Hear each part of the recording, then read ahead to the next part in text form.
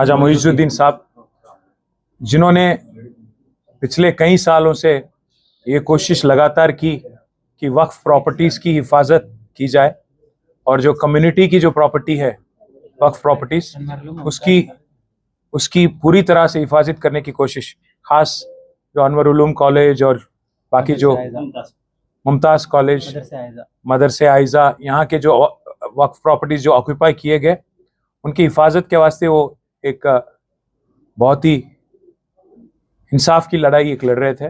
अस्सलाम वालेकुम। बीआरएस के वर्किंग प्रेसिडेंट केटी रामाराव मरहूम सीनियर एडवोकेट ख्वाजा मुइज़ुद्दीन के घर पहुंचे और इनके घर वालों से मुलाकात करके गहरी ताज़ियत का इजहार किया। घर का माहौल गम से भरपूर था, हर आंख नम थी और हर चेहरे पर दर्द साफ नजर आ रहा था। केटीआर ने मरहूम के फैमिली मेंबर्स के साथ काफी वक्त गुजारा, इनकी बातें सुनी, इनको तसल्ली दी और कहा कि इस मुश्किल घड़ी में ये इनके साथ खड़े हैं। इन्होंने दुआ की कि अल्लाह मरहूम की जन्नत नसीब करे और घर वालों को सब्र और हिमायत अता करे।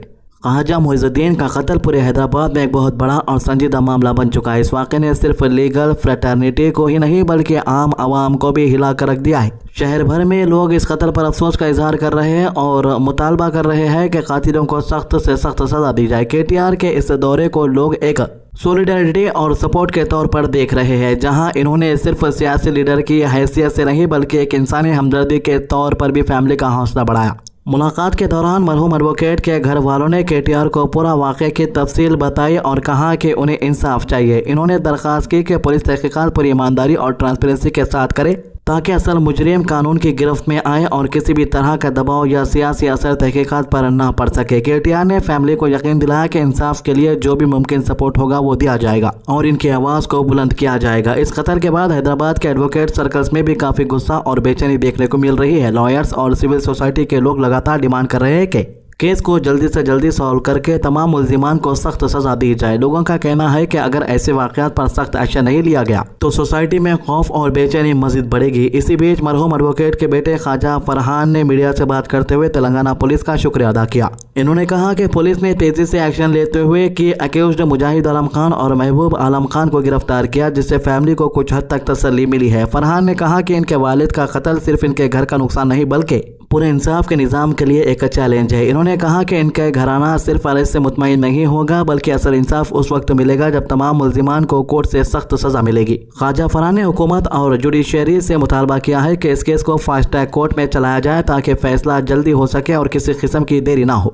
बहुत से केसेस सालों तक लटकते रहते हैं जिसकी वजह से मजलूम फैमिली को इंसाफ के लिए इंतजार करना पड़ता है, लेकिन इनके वालिद के केस में ऐसा नहीं होना चाहिए। इन्होंने एक स्पेशल पब्लिक प्रोसिक्यूटर अपॉइंट करने की भी डिमांड की है जो सिर्फ इसी केस को मजबूती के साथ लड़े और तमाम सबूत कोर्ट के सामने पेश करे।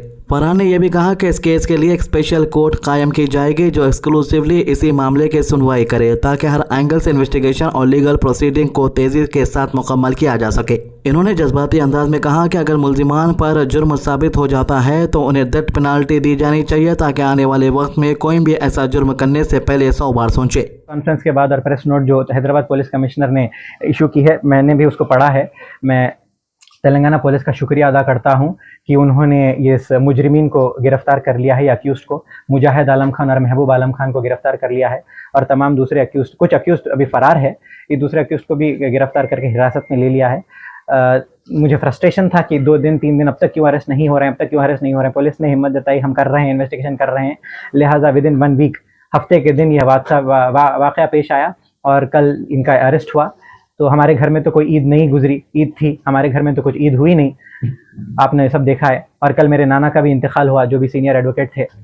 तो मैं यही मांग करता हूं पुलिस का शुक्रिया अदा करते हुए कि प्रोसिक्यूशन, मैं भी खुद वकील हूं, मैं देखूंगा कि ये ट्रायल जल्द से जल्द चले और मैं मांग करूंगा कि स्पेशल पब्लिक प्रोसिक्यूटर लगाया जाए और स्पेशल कोर्ट लगाया जाए।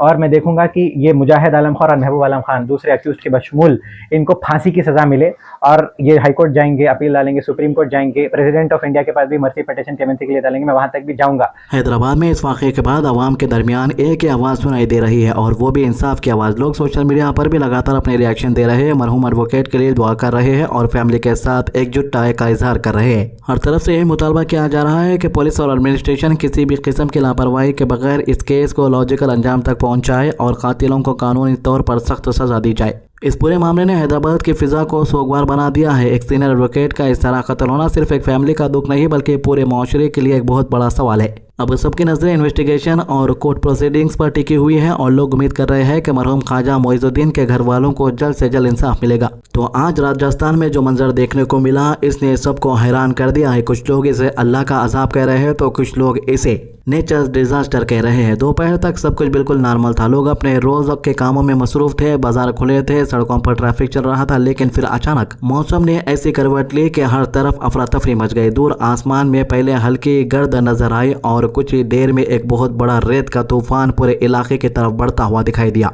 देखते ही देखते बीकानेर, चूरू, हनुमानगढ़, श्रीगंगानगर, जैसलमेर और कई दूसरे इलाके पीली धूल के बादलों में गायब हो गए। लोगों ने बताया कि आंधी इतनी तेज थी कि खड़े रहना मुश्किल हो गया था। हवा की रफ्तार 100 किलोमीटर पर आवर से भी ज्यादा रिकॉर्ड की गई। रास्ते पर चलने वाली गाड़ियां रुक गई क्योंकि सामने कुछ नजर नहीं आ रहा था। दिन के वक्त अंधेरा छा गया और लोगों को ऐसे लगा जैसे क़यामत आ गई हो। कई ड्राइवर्स ने मजबूरन अपनी गाड़ियों की लाइट ऑन कर दी ताकि किसी हादसे से बच सके। हर तरफ सिर्फ गर्द ही गर्द नजर आ रही थी। बीकानेर का सीन सबसे ज्यादा वायरल हो रहा है। सोशल मीडिया पर जो वीडियो सामने आ रही है इनमें एक बहुत बड़ी धूल की दीवार शहर की तरफ आती हुई दिखाई दे रही है। ये मंजर किसी फिल्म जैसा लग रहा था। लोग घरों और दुकानों के अंदर भागते नजर आए। बाजारों में दुकानदारों ने फौरन शटर बंद कर दिए ताकि सामान को नुकसान से बचा जा सके। पेड़ों की शाखें टूटकर सड़कों पर गिर गई और कई इलाकों में बिजली की सप्लाई भी मुतासिर हुई। जयपुर के करीबी इलाके चोमू में भी एक और खौफनाक वाकया देखने को मिला जब आंधी के दौरान एक दुकान पर लगा टीन शेड हवा में उड़कर रोड की तरफ चला गया। वहां से गुजरने वाले एक बुजुर्ग बिल्कुल उसके करीब थे और चंद लम्हों के लिए लोगों की सांसें रुक गई।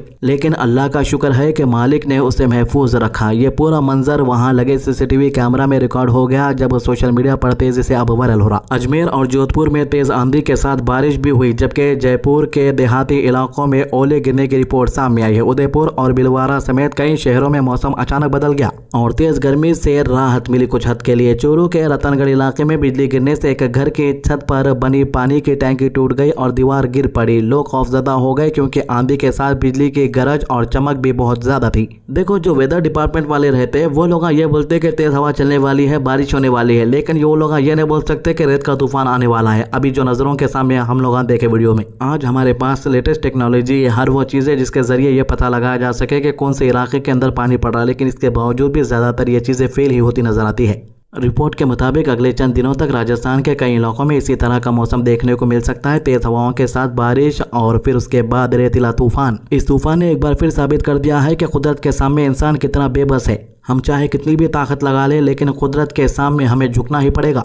जिन मुल्कों के अंदर इंसाफ नहीं मिलता, जिन मुल्कों के अंदर लोग गरीबों के ऊपर जुल्म करते हैं, वहां पर ऐसी नौबत अक्सर देखने को मिली है। इसके बारे में कई किस्से भी हैं। तो ये थी इस मामले के अभी तक की अपडेट। हमारे चैनल को सब्सक्राइब कीजिए, वीडियोस को ज़्यादा से ज़्यादा शेयर कीजिए। अल्लाह हाफिज़।